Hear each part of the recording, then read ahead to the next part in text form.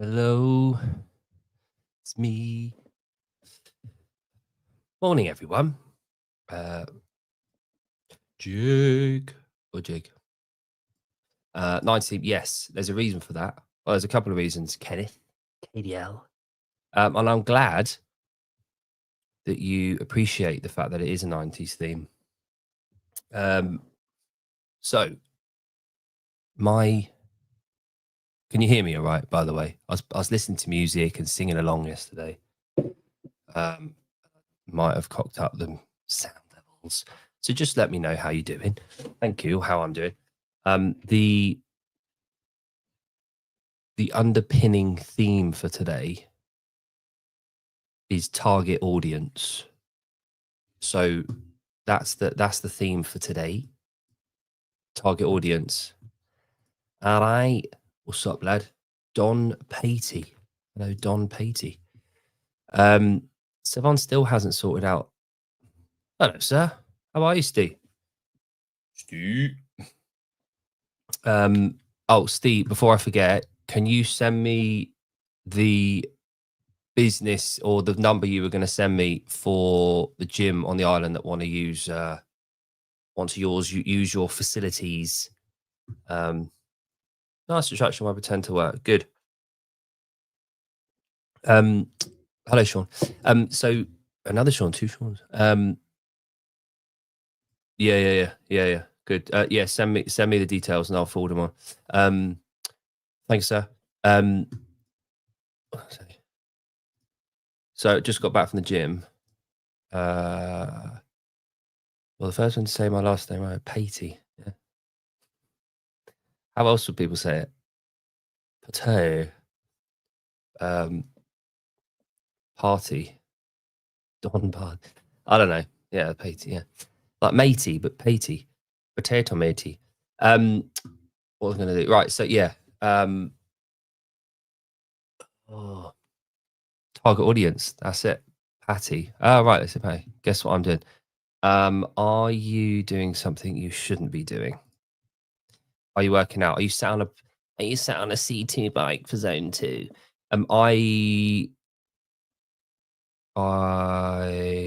Part of what the target audience thing is the session I've just done at the gym as well. You're running. Wow. On a treadmill or out? Are you out? Sean, you need to come out. Yeah, so we had a session and this is what sort of triggered. I was kind of thinking about it already, but it's sort of sewn it all together. The whole target audience thing, sort of sewn it all together. Out on a trail. Oh, enjoy. Did you see Heidi's sister, Jackie Herring? Did you see her success over the weekend? I think it was Copenhagen Ironman. I just coached 6 my affiliate. That was from target audience. Yeah. 2 minutes of ums and ahs. What's news? Oh, thank you, Heavy Sevi. It's lovely to be appreciated. Thank you very much. All the best. Hopefully you enjoy the show. Such a beast. Exactly. Hello, I'm in the workout. Oh, Heidi, let me know what workout you're doing. So our workout today had a choice.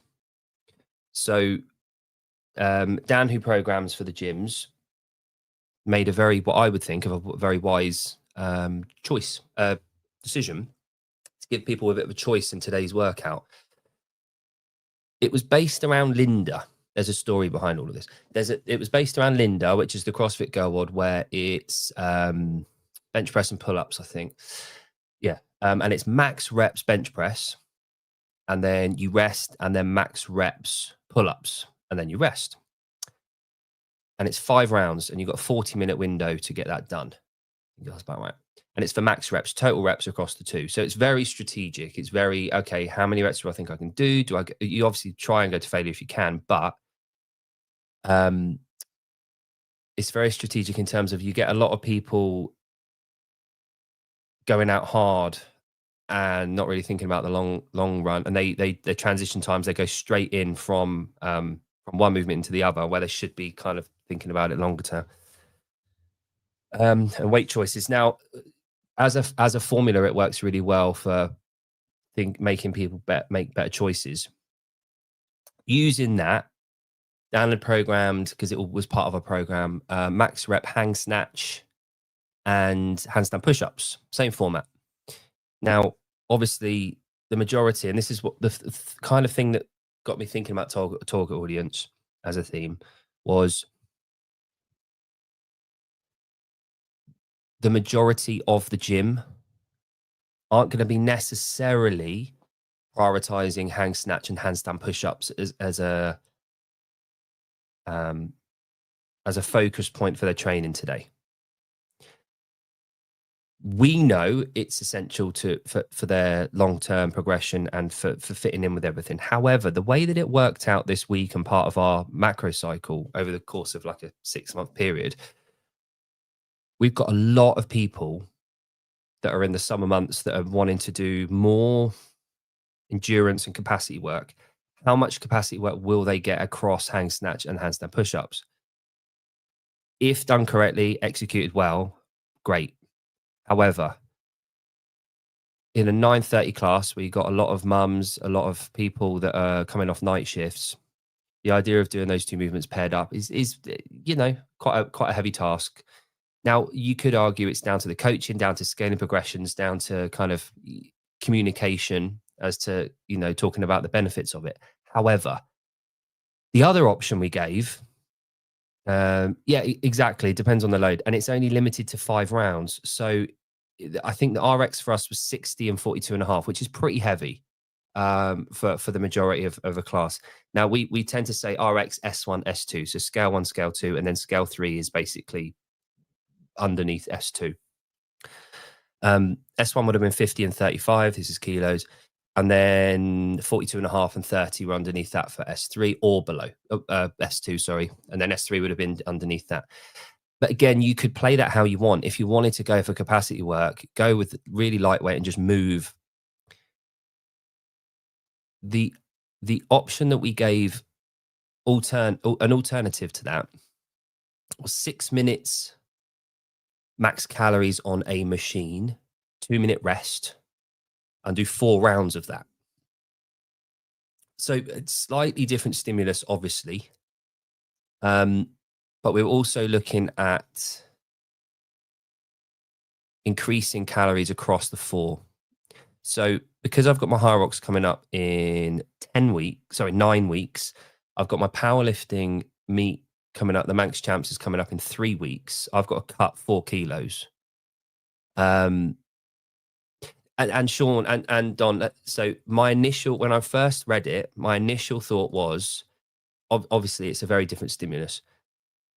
People will choose the machines to sandbag. They'll say, oh, good, I can get out of a barbell workout here. I can get out of snatch and handstand push-ups. But I mean, we had scaling options for the handstand push-ups. We had obviously to a mat, and then we had push press. So you could have done push press and hang snatch. And alternatives, so press ups or whatever. But the target audience of our gym is so spread. We've got so many different people attending the gym these days. And I'll be honest, it didn't go how I planned. Like every 6 minutes for 6 rounds, 420. Yeah. So Katie's 21 weeks pregnant, my wife. We went together, and I did some really heavy deadlifts yesterday. For me, it's all relative. I did a lot of capacity work on Sunday, and so I'm trying to shed 4 kilos in 3 weeks, which is fine. I'm training for my Hyrox, and I'm lifting for a power meet. So at the moment, my goal isn't to be doing hang power snatch and handstand push-ups. That's not really on my agenda. So given the option, I've got the knowledge and the know-how to not sandbag them, to make those machines a lot harder and more specifically toward my goal currently than the other workout would have been. So I did ski for 6 minutes and 2 minutes rest, and I did 107 calories, 111 calories, 117 calories, 122 calories in the 6 minutes. So it went gradually up by either 4 or 5 or 6 calories at a time. And for my goals, that worked. So you've got to think, yeah, hello, Jody Lynn. It's really annoying me about the names. There's got to be a way of getting that done. Yeah, but the so here's the thing, right? In the class that we were in, there was 12 of us. 21-week pregnant wife sat on the C2 bike next to me while I was skiing. You've got 6 mums with their kids next to them. And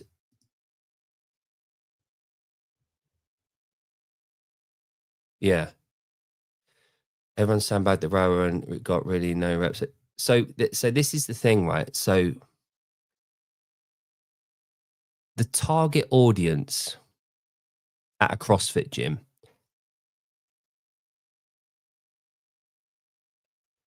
I think the target audience has widened across the years. I think it's got bigger. We do obviously have to have an archetypal, stereotypical CrossFitter. You got your fire breather, you got your shirt off, blah, blah, blah. But the target audience for CrossFit has had to adapt, has had to change, has had to got a bit wider. Now, the sandbagging thing, right? I was thinking about this, and it really frustrates me as a coach on the surface level. It really frustrates me when I see people sandbagging. However, one, they're adults, they're paying a membership, they're coming. As a business owner, the flip side of that is I want them to continue to be a member for the next foreseeable future. If they carry on sandbagging, don't get results, they won't be a member for long. So there's that argument against that. But everyone's got different goals. You've got, we had 2 firefighters in there that just come off a 12-hour shift and they've been on call all night and they've been out to a blaze and they've held a sheep up from a field, whatever it is. Are they really wanting to come in and do hang snatches and handstand push-ups for a 40-minute window? They probably just want to move, right? So they are our target audience as well. So the target audience is now the whole ethos of CrossFit is there's the WOD and we adapt it and it's for everyone. But where you can offer options that kind of tick the boxes still within a similar kind of time frame or range, and this is an open question, it's not an answer. Having options for different parts of our target audience, it might be a good option. It might be a nice way to do that. Yeah, exactly. And this is an answer that I came to the conclusion with on the drive home was it all comes down to communication. As long as your members know, one, you've got them. They're in good hands. That's what they want to know. Two, you're listening to them and you understand what they want and their goals. But three, you're communicating the motive and the stimulus and the intent of what you're programming. As long as people understand that, then it's up to them to make the conclusion to how far they push, like you've said, when to push and when not to. That's the important part. If you can get a gym full of adults, and let's just say adults for now, a room full of humans that are making informed decisions around the intent of the stimulus and the workouts that you are putting on a plate, as long as they're getting that, you've done your job. They're going to enjoy it more. They're going to get results and it's going to be fun. And you're going to have a good business going. So we're in that phase, I think, where we're adapting and you see the different programs. You look at Mayhem, they've got their different tracks. You look at Sentinel, they've got its different tracks. You look at fucking everything. You've got these multiple issues. The flip side of that is that does it water it down? Does it dilute what we're trying to achieve? And my answer to that is if we want to run businesses that are going to capture wider audiences, you've got to cater for them. You can't just have one answer for everything. You can include options, which is the whole point of scaling as well, I guess. And I enjoyed that workout a lot. I've blistered up on my hands. Like it was a tough workout and I got a lot out of it for my goals. And I was very appreciative as a member that the service provider had given me an option toward my goal away from something that I'm not going to necessarily benefit from in the short term or towards my goals. It was nice to be on the receiving end of it, so to speak. So that was a positive out of that. So that was the thing about the target audience that got me thinking whilst on the ski erg, because I needed something to think about. The other thing, right? Bit of a tangent away from that. Music choice. As a coach of a group of people, music choice, and this is never to be underestimated, is so damn important. You've got to match the music choice to the stimulus that you're trying to achieve in the session. Now, the coach shouldn't necessarily, they could be the same thing.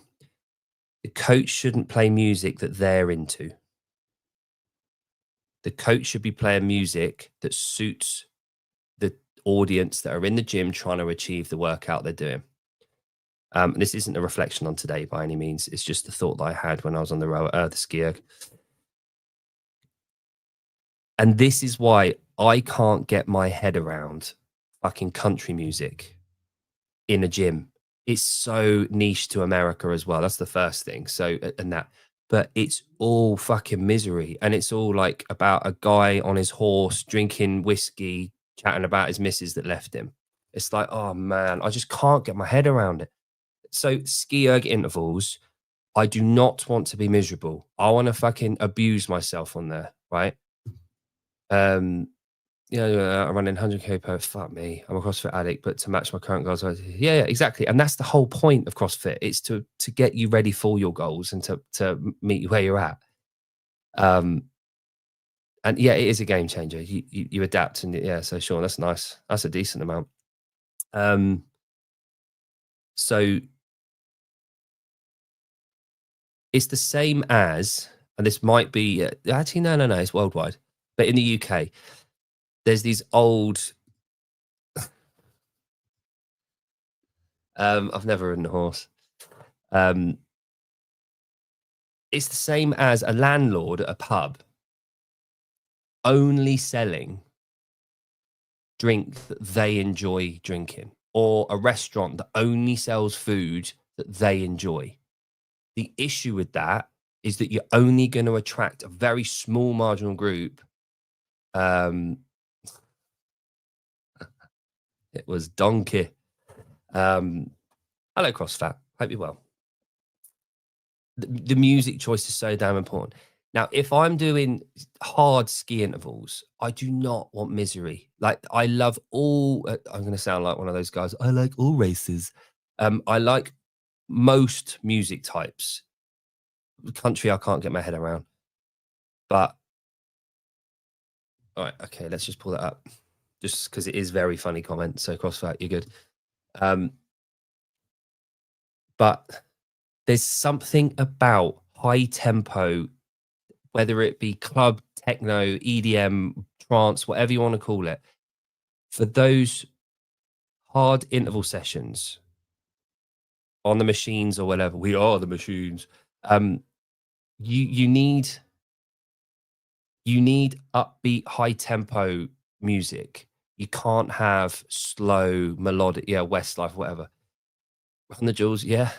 Something with a good beat that you can get into and you can just fade away into it and enjoy it. But when it's not matching the vibe of the workout, which is why when you're lifting heavy weights, when you're doing 5x5, when you're doing hard weightlifting sessions, if you're in a power session, you can't really have that EDM shit on because it doesn't match the intensity of it. You need hard rock, you need metal, you need something that's going to make you angry. You can't get angry doing ski intervals because you're going to fade out. You're going to hit 2,000 fucking calories an hour on it for 20 seconds, and then you're going to obliterate. You kind of, but in the same way that it's like white noise. As soon as it turns off, you realize it was on and you were just fading into it. The biggest compliment you can get for having music on at the gym is I didn't realize there was music on, because people aren't. Music talk reminds me of a name for high rocks. Music talk reminds me of a name for high rock. What was it? 90. Yeah, exactly. You need something. High yacht rocks.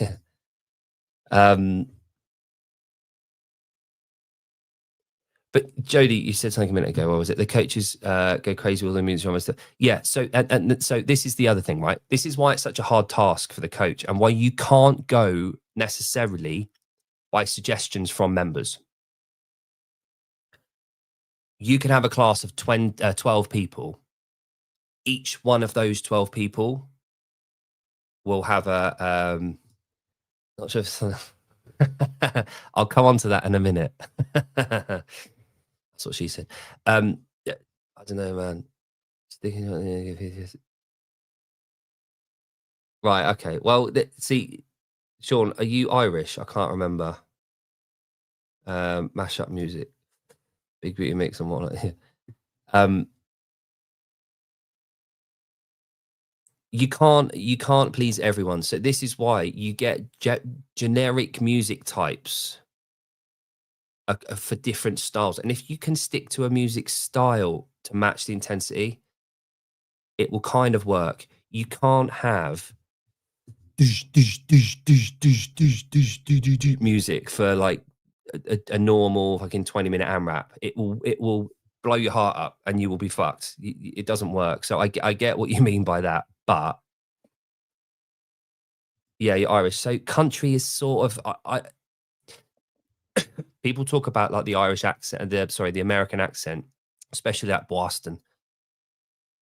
I hear so much of the Irish twang in that East Coast of American accent. I hear it so much, and I'd imagine that country folk, slow, melodic music shit comes from the Irish influence because it's definitely not coming from England. That's the brass bands and all that shit. So yeah, the music thing again, you got to know your target audience, but I think the target audience, rather than target audience in the room, it needs to be a target intent, a target stimulus for music. It's such a hard choice. And also, if you're a coach, you think if you're doing 5 hours a day, if you find a really good playlist that you love playing on, you pop it on, you're listening to that for 5 hours a day. You listen to that for 2 days, you're fucked. All that playlist is gone. So as a coach, you need to mix things up quite a lot. Haven't you seen Sinners? I haven't actually. I'll be honest. Over the last sort of 10 years, there's these like American origin series, like what's that one? The one with not Mel Gibson, the other one, Kevin Costner. What's that called? There's like these ones about like all the way back 100 years ago in America. There's a lot of them. Rocky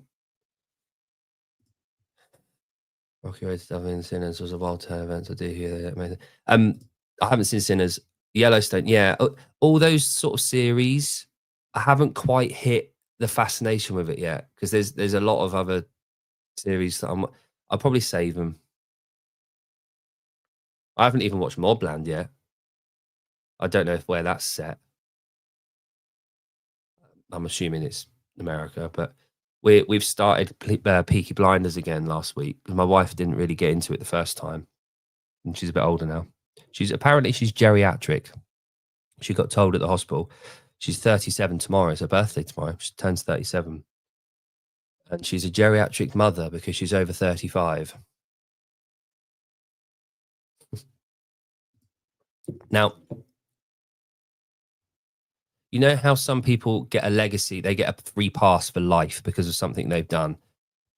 Piers gets a free pass for GoldenEye. He was instrumental in that film and the game. For me, he gets a free pass on anything he does because of the GoldenEye game. I actually create a playlist for each coast based on the program. Yeah.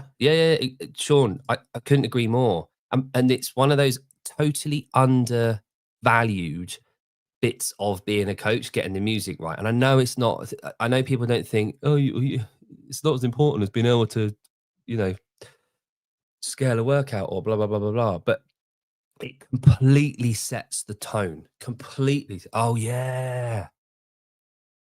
Mate, Steve, I made a video about that about a year ago and put Sevi as Mrs. Doubtfire, and I can't remember who the Piers Brosnan was. I'll send it to you. I can't remember what it was. That was good. At the swimming pool in his little Speedos. Brilliant. Don't ask me why I remember the Speedos. So the 90s theme. I'm not one for social media, right? You can probably tell. It's not my forte. And I haven't earned the right to have a blue tick yet on my Instagram. I don't know why. I don't know why. The other one has. Our Outside the Box channel did about a month ago. I haven't yet, so never mind. Not bitter. I went to Insights for the first time. So I looked at the Insights thing. I didn't know it was there. I didn't know there was a thing about Insights. And I looked and it was like target audience, and it was like male or female, what country they're from, and then age bracket. So there's those three things. And the first one was males, which was like 60% male, because I'm just so manly. Two was where they're from. It was UK and US, which kind of makes sense, but it was UK at the top. So far we've got male UK, and then the age bracket was 35 to 44, and I fall directly in the middle. So let's say 40. It's British males aged 40 who are watching all this, and I haven't watched my own stuff, so it's not just me watching it back a lot. So it would appear my fucking target audience I'm hitting, or my audience that I'm hitting so far, is me.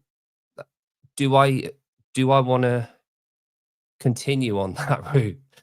Because the people that are watching it are basically me and Steve. So 40-year-old men in the UK are consuming a lot more of my content than anyone else. So I'm appealing to people like me. Is that a good thing? I don't know. Because maybe. But I need to have a think about that. And that was the other thing about target audience. I don't know if I need to change what I'm doing.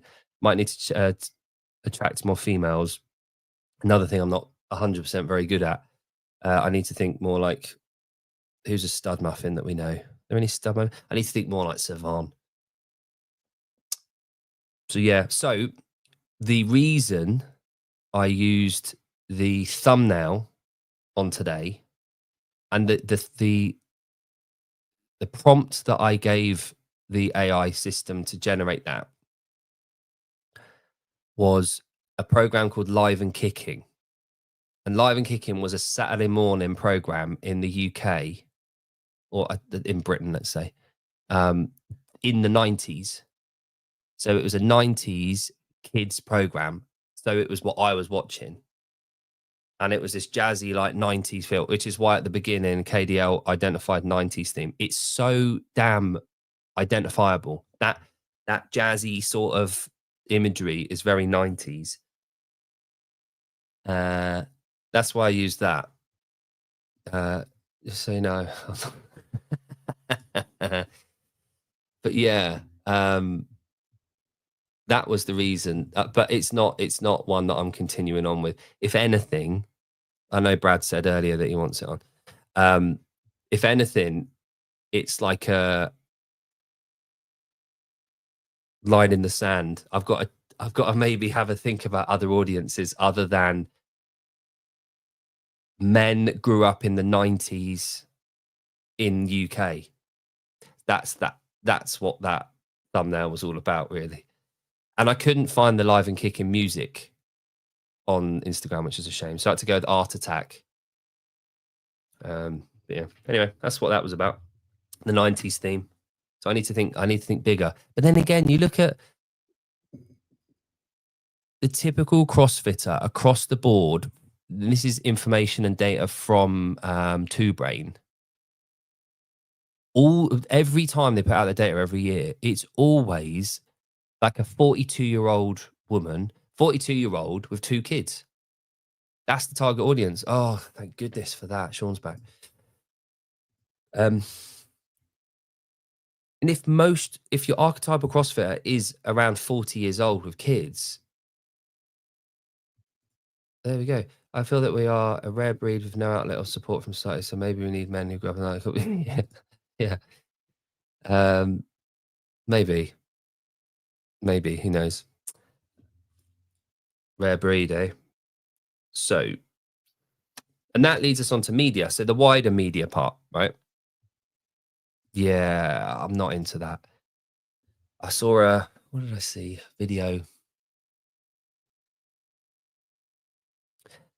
I feel like there's a lot of that. I feel like there's a lot of men that have seen the attention other groups get from sympathy vote and clout through that, and now they've jumped on that bandwagon of I want to be a victim too. So I'll find a way to jump on that shit, which I'm not interested in being part of. So I know what you mean. So yeah, maybe I'll just carry on, steer the course, and just carry on. Media, yeah. So the wider media thing. So obviously, we saw the media come out from the media pack, and the assets come out for affiliates, and the ads go out, which is awesome. So I'm asking fucking feminine, yeah. I know that's a joke, Steve. If you replace, I'm sure by celebrating femininity, admiring femininity, it works, but not by being, doesn't it? But yeah, so the wider media. So the assets came out; they were awesome. I had a few thoughts on it. I'm strongly in favor. It was great. I put a post out about the 2014 feel that I got from them. I did enjoy those old ones because it was like the first real push. And one thing that I was made aware of was that in the US, they do have campaigns every year. They do have ads go out on Facebook. They do have ad campaigns that have been continuing to go out. I've been relatively well involved with CrossFit since I joined in 2011, but let's say 2012. So for a solid 13 years, I've been UK based and involved in CrossFit. It's the first time that I've had a sponsored ad from CrossFit HQ come up on my socials as an ad or sponsored. It's the first time ever I've had that. So I was surprised. One, I was surprised that people had been getting that in the US all along, but also the people that I spoke to from the US were surprised that we hadn't ever had that. So for me, it's a good thing that we are actually receiving those ads outside of the US now. So our audiences that are going to receive those ads are actually going to get and see and have access to those ads and click throughs and that not. So it's showing a connection there. It's building that connection between audience, again, target audience. It's building that connection between audience that we want to recruit from and us as affiliates, which is a good thing. Over the week, I've had a few different thoughts and had different conversations with different people about all this. And although my mind is still very positive, obviously, there was a couple of little things that came out of it and questions asked and things being highlighted, which I'm still thinking about and I'm still mulling over. And I don't quite know my thought on it yet. But overall, so damn happy that we've got a plan. We've got a cohesive plan moving forward. It's awesome. It's really good. There was a couple of questions that came out of it. Was one, the fuck the system approach.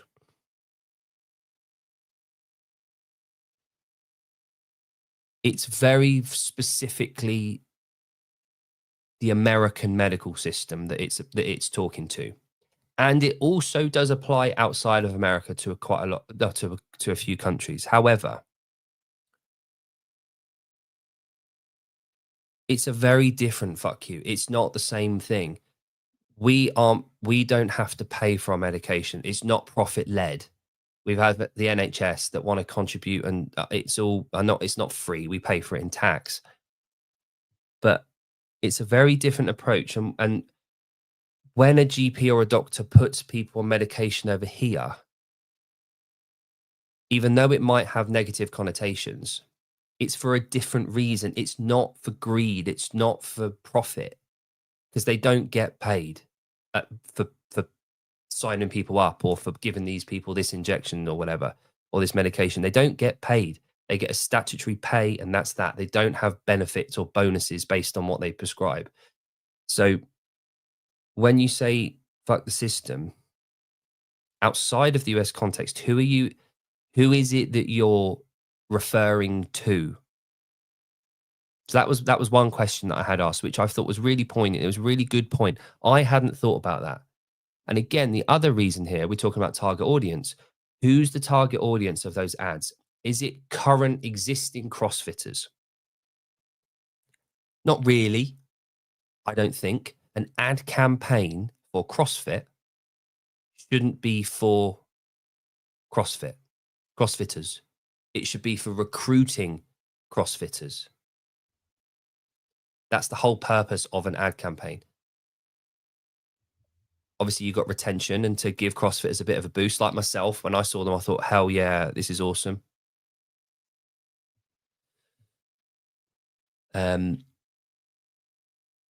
Yeah, so Steve, the local surgeries, obviously in the UK, we do have private as well as NHS, and a lot of people don't seem to know that. So we do have the NHS, which is free medical care across the board. So when I had my neck surgery, that was on the NHS. I didn't pay anything for that. When you go in for an appointment and see a GP, you don't pay for that. Obviously, you do long term because of the taxes. But we also have a private sector. We have a private medical sector. So just like the other countries, you can go private. You can pay to get preferential treatment and to get stuff, quicker. The companies that might be pushing that are the trusts that own and operate the groups of hospitals and surgeries, but not the actual administrators and the GPs and the nurses and the doctors that are prescribing and giving out. It's going to be different. And I think we do have to take that a little bit. But again, the system is interpreted differently. I saw that ad, and when it said fuck the system, I thought government. I thought government coming up on our TVs every day and telling us how many people had died that day. Fuck you. We don't need to know that. But that's the system that I say fuck you to. The one that's scare tactics, that's fear mongering, that's scaring people away from gyms when they should need it, and not communicating and educating people properly. Fuck you. We've got that. We've got that in our gyms. Fuck you for diverting people away from it. That is the people and the industry that I see as the system, rather than the people Jake tries to. I do trust doctors, but that's because it's a very, very different scene. And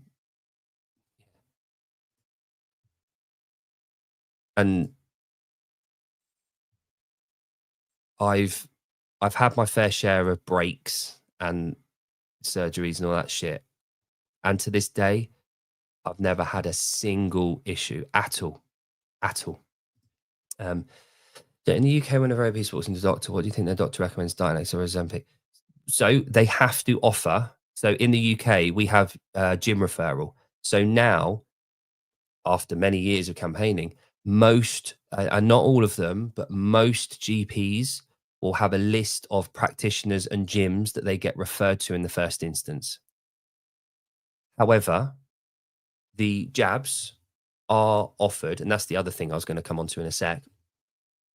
They are offered as an option, but again, because the NHS has to foot the bill for it, not a private company that's going to make profit, the NHS aren't just dishing them out easily. They weren't, because of the cost to the NHS. It's not, they don't get bonuses, the GPs. They don't get paid per person they're giving it out to. So it's a very, there's almost like a safeguard there against profiteering from it. So the GP isn't in a position where they're going to benefit from doing it. I'm sure it is. You get lazy GPs, like in any job. If you go to a CrossFit gym, are you going to get lazy coaches? Yeah. But on the whole, CrossFit is a very positive, powerful force for that. In the States, it's getting much better with younger professionals. It's really the older doctors and surgeons that are giving back. Yeah. they're stuck in the old ways. They still think bread is good for you. You know, it's like sport. You look at the older coaches. Because it worked then, it will work now. Because it's good for us, it would be good for you. We need to advance. We need to change. Now, I'll give an example. My mum's cousin, he is super morbidly obese. He went through a really shitty time about 10 years ago. Really shitty time. And he started eating and he's he's super morbidly obese. And now he's homebound or home, whatever you want to call it. What's the word I'm thinking for? Homebound? That one? Yeah. He's at home. Yeah. No amount of talking, communicating, and educating will get him moving more and eating better. We have to accept that not everyone's in the position where their willpower or their motive or their brain chemistry or their state of mind is where they can be talked around. Bedridden. That's what. So home ridden. He's not bedridden. He's home ridden. Right. For him, he is the target audience for those jabs. He's the target audience for those jabs. People that are just on there. And as a family, as a GP, if you see someone like that, are you going to talk to them about diet and exercise? You can. Chances are you're wasting your breath. These people need different type of help. So, and on Savon's show yesterday, when Joe Ellis was on there talking about the journey, receiving comments, and that's one thing, right? But I brought up I brought a comment just to give some different type of thought to it. It's not directly the same. But people were saying about, well, I think you could have been convinced otherwise. You could have been talked around before you went down this route. I don't know if you've ever had the misfortune of talking to a suicidal person. Try telling a suicidal person how wrong they are, how they just need to buck their ideas up, that they need to change that. Brain chemistry and experience can't be underestimated here. If you've ever tried to talk to a genuinely suicidal person, you will know what I'm talking about here. It's not a matter of giving people the same advice that you need because you're not in that position. You can't apply logic to people that are beyond logic. They're not in the same room as you are. They're thinking so differently. And it's all well and good being David Goggins and saying, who's going to carry the balls? No, no, no. You need to meet people where they are to start with, at least to start with. But yeah, anyone can change. Anyone can change. But if you apply the same logic to suicidal people, how many people commit suicide every year? It's a monstrous, monstrous amount. There's a reason they do it. It's not people with dysphoria or mental health issues. They're not thinking the same way that we are. And to apply the logic of talking us out of something to them, it's not the same pattern. It's not the same route that we need and it's all well and good us when we're at the top of the hill saying, this is what got me out of it. Not everyone's going to be able to share the same way of thinking and way out of positions and things. It's easy to say that when you're not in the position. And I think, although I agree, everyone can get out of positions, everyone can be talked out, everyone can be helped out of suicidal tendencies and thoughts.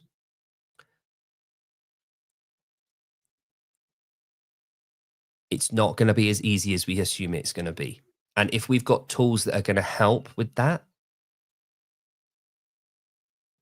why not use them? My mum's cousin, if he doesn't go on these jabs, he dies within a year. He's dead. Are we going to, as a family and as a GP surgery, are we going to allow him the chance to, at least in a year's time, give himself another chance to live? You know, yeah, I need the going part. I need someone to call me. Yeah, exactly. But not everyone is wired that way. I need that as well, Sean. I'm a advocate of that kind of thing. But as a coach in a gym, you understand that people are so damn different. You cannot be militant as a coach for everyone. You've got to be a chameleon.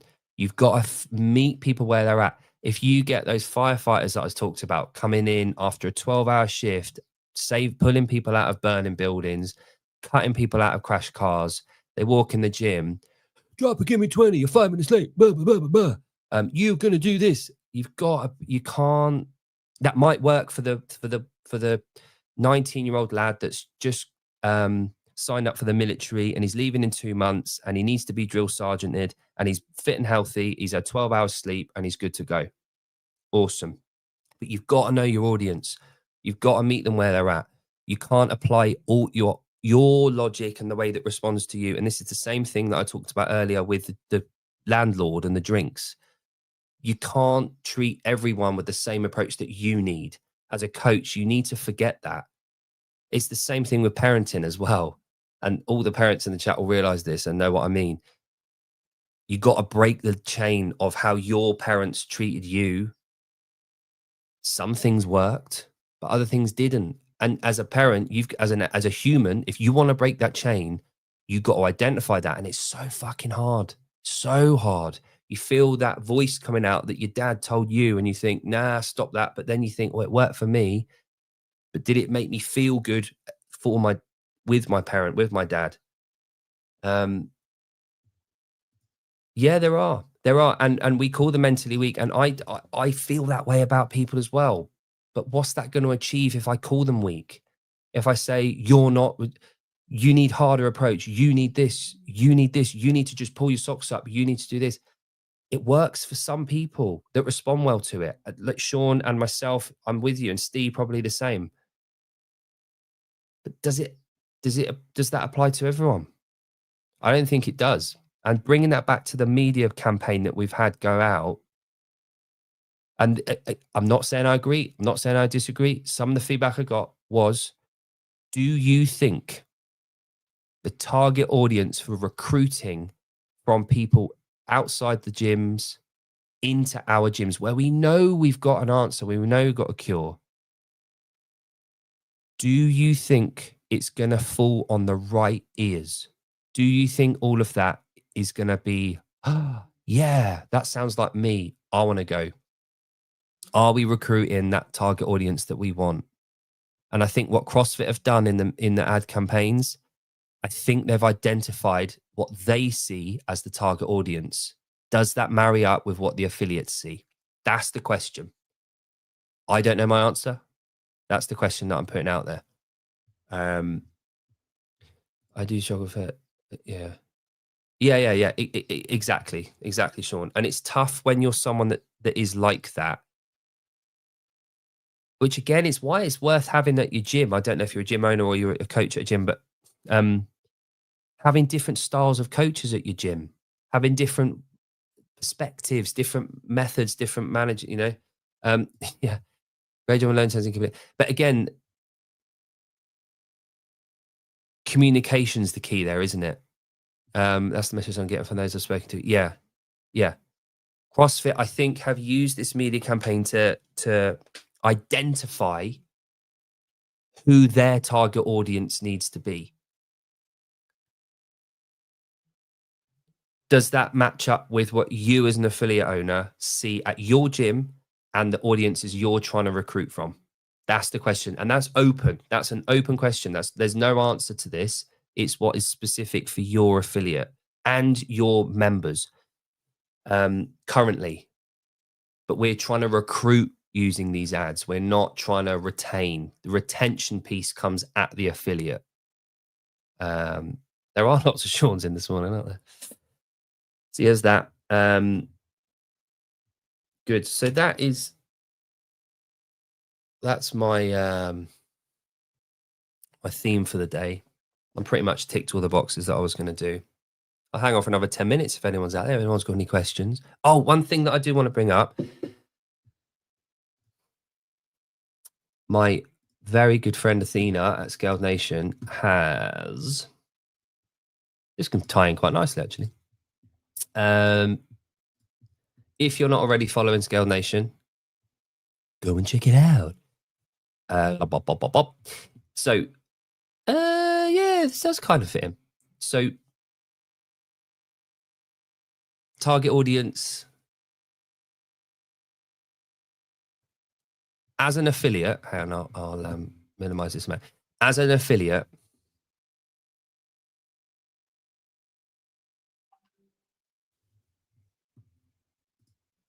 who do you think you can make the biggest impact with?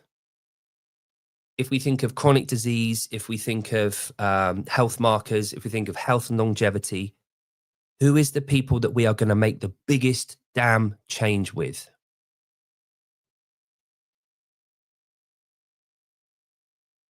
It's the obese people, isn't it? It's taking people from ill health and making them healthy. Sickness, wellness, fitness continuum. We're driving people towards the health side of it.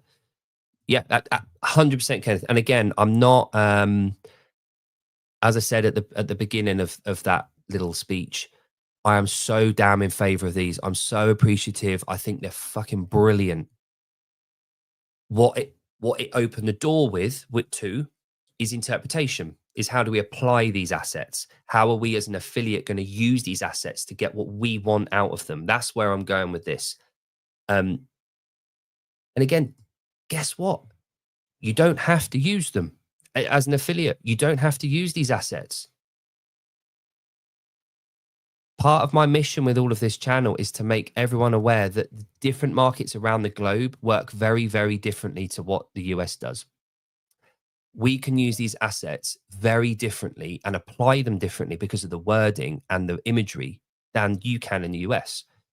Let's not forget getting a team now like the bulletproof and them. Yes. Yeah.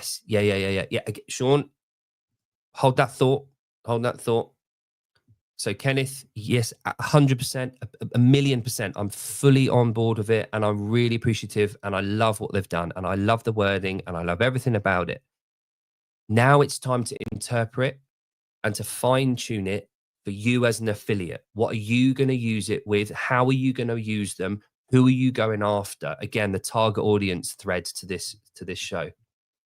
That's what I'm getting at with this. So with all of that, my opinion is we need to go after now. We've got gyms full of fire breathers. We've got gyms full of the mums at 9:30. We've got gyms full of the police and the firefighters. We've got gyms full of athletes that want to compete. We've got gyms full of everyone. The people that we don't tend to see in this,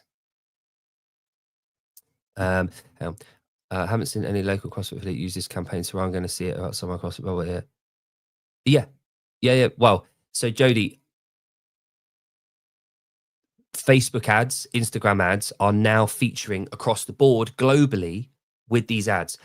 And we have never had a global ad campaign on socials. It's always been US. So it's the first time I have ever in 13 years, nearly 14, seen an ad come up on my phone from CrossFit HQ. It's the first time I've seen that. My client saw it that's not involved with CrossFit. She asked me about it and what I thought about it. So people are seeing it. It might not be so. And also the local affiliate, on the portal, on the affiliate portal, they log in. They've got all of these assets. And bearing in mind, it's only been a week, right? So it's not a long time. They've got all these assets, brand assets that they can change. They can populate differently. They can put out there and they can use. It will be up to the affiliates to use that, is putting it in their court. They've all the assets, all the everything's done.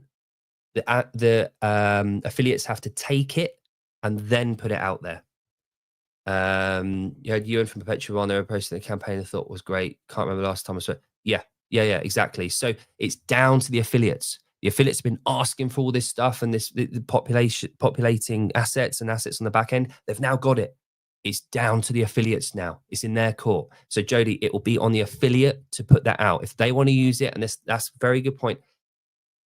This is only as good as the affiliates make it, which is why I'm asking. The interpretation of these ads is so important to the individual affiliates to use it as they want to interpret this. So the question is now, how do we interpret this branding? Anyway, so getting back to that. My feeling is that we need to go after the obese crowd now. How often do you walk into your affiliate and see an obese person? Out of 100 members that you've got, how many are overweight or obese? As a business owner, it's more members. As a community, it's more people that you can get involved with and help change and actually get value from, because we're all adding value. But 3, it's the biggest impact we can make. We talk about CrossFit as changing lives and, you know, helping that person lose 100 pounds or 45 kilos, whatever it is.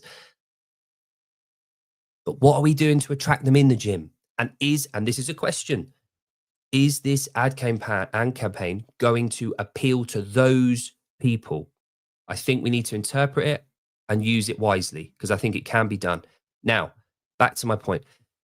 Scaled Nation, if you're not already following it. Athena put out a guide to coaching kids with obesity. And for me, this was really poignant. I have that exact position at the gym at the moment, where I am coaching a teen who is morbidly obese. And I want to show you where you can go with this. Link in bio, Scale Nation. Ebook. Oh, it's opened up a new bloody page, isn't it? Now. Here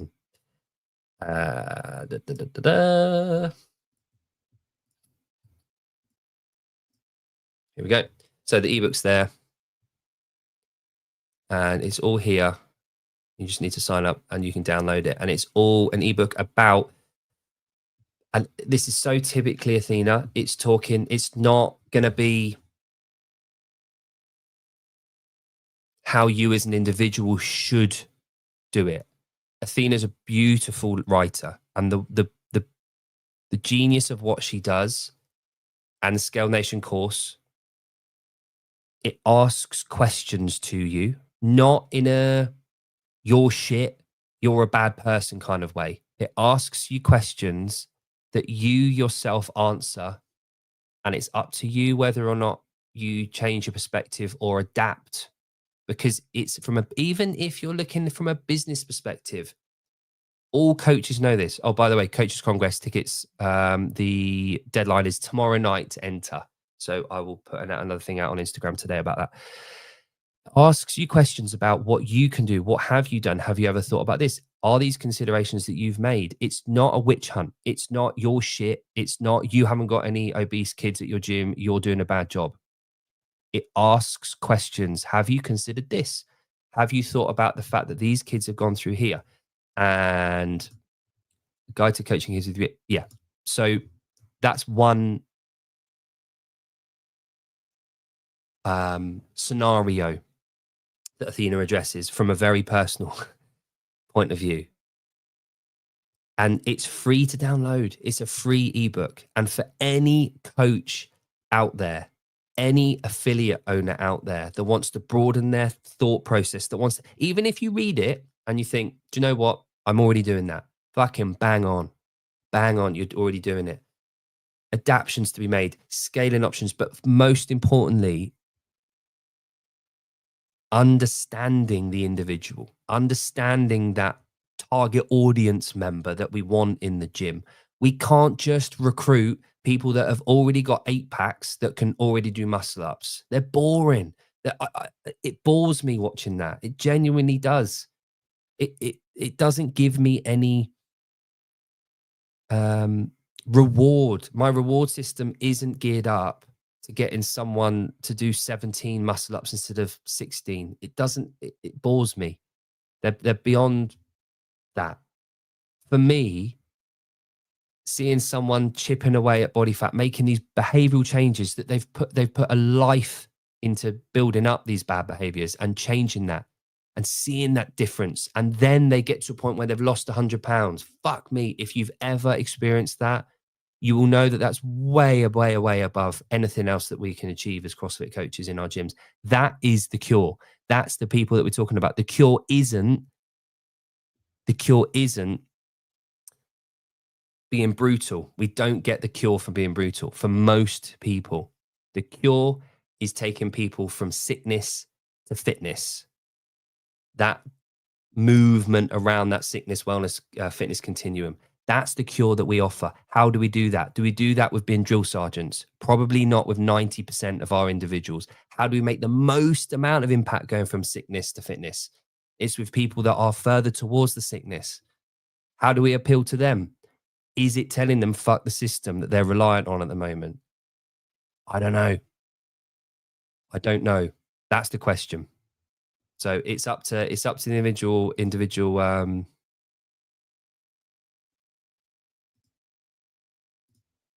yeah. Geared towards a dedicated mind and someone who has a victim of I was fat and the reason of that, yeah. But Sean, you can say that now that you're out of there, and you might have had a very different experience becoming fat or being overweight than other people did. And are you gonna so the whole you can lead a horse to water, but you can't make it drink it thing. There's a second question to that analogy is how do you lead it to water? How you lead it is probably going to make a difference to whether the horse drinks it. If you've got an electric fucking prod and you're prodding that horse all the way to the water, by the time it gets to the water, it's probably not going to be wanting water. It's probably going to want to fucking run away and never see you again. It's the method in which we do things to get people to the point to where we want to be. And we know we've got the answer at the end of that. We've got the drinking well that horse needs to go from. But we need to get it there to a point where it wants to drink. That's the trick. That is the art of coaching. Yeah. 100%. 100%. Yes. Yeah. The book. And do you know the other thing about Athena that is completely lost by a lot of people is she's the opposite of victim. She acknowledges accountability. She acknowledges all of that. But then she's done all that. And now she's saying, what now? As a coach, as Scaled Nation, as a seminar, as an education piece, what do we do with that information? It's the opposite of victimhood. Victimhood is, I'm like this, I'm done. It's your problem. It's your fault. I can't do anything more. The opposite of victimhood is accepting the position you're in. What do I do now? It's the opposite of victimhood, right? Hello, Matt. How are you? So if you are someone that genuinely wants to use the materials that we have at our disposal, we want to get very, very good at identifying different styles of coaching, because it's all well and good saying I'm dogmatic. This worked for 7 people. You've got 700 people that you could have at your gym if you were willing to think differently and to apply not victim mentality, but acknowledging that people are at that stage now. And what do we do with it? What do we do with those people? Do you go, Sodom, they're on their own? If you've got an ounce of that in you where you want to help people, which in my eyes, the ideal CrossFit coach does, it's the method in which you lead them to the water that is more important, much more important than forcing them to drink it when you get there. So I would really recommend, if you haven't read that book, if you've got any teens or kids that are in your area, or you want to, you're running a teens program, what better feeling is there as a true CrossFit coach, not a games coach, a true affiliate CrossFit coach or trainer? What better feeling could there be than completely revolutionizing a teen's life to put them on a better course for health? Name me one. So I really guarantee, get on that. And even if you, after you've read it, even if after you've read it, you don't agree with everything in there, there will be a lot of points that even you just take into account. And this is one thing that me and Jon were blown away by, our ignorance on this. Do you know the weight capacity on a C2 rower? How many people know that answer without Googling it, right? Now, if you get someone that weighs 190 kilos, or if you get someone that weighs 400 pounds and you've managed to get them to the gym, and then there's a run, and you say, do you know what? They said they can't run. Okay, go and jump on the rower. Don't jump, get on it. If they sit on that rower and it breaks, do you think that person's going to be coming back to the gym? Probably not. So as a coach, it's not your fault, but you need to have known better to apply scaling for that person, and think about the change you can make in 6 months or a year to that individual. They are going to be your biggest selling point as a gym.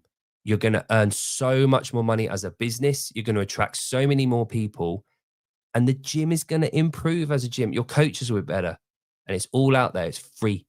All that education is free out there online. So target audience is something that I think a lot of people need to just bear in mind sometimes. Really think hard about who your target audience truly is.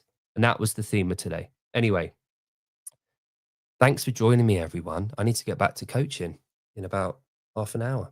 So thank you for joining me, everyone. All the Seans. Got a Matt, a Sean, a Beck. So most people think think they're healthy. Yeah. Define health, I guess. Gary Roberts thinks he's sexy. That's a very niche comment. Anyway, two of you will know what I mean by that. Anyway, I hope that was a bit of food for thought. I need to eat and then go and coach. So hope you all have a lovely day. Savon's on in 2 and a bit hours. Yeah, I'll leave you with that. Yeah. Right. Have a lovely day, everyone. Thanks for joining me. And I will see you. I'm back on Thursday. Okay. Bye for now.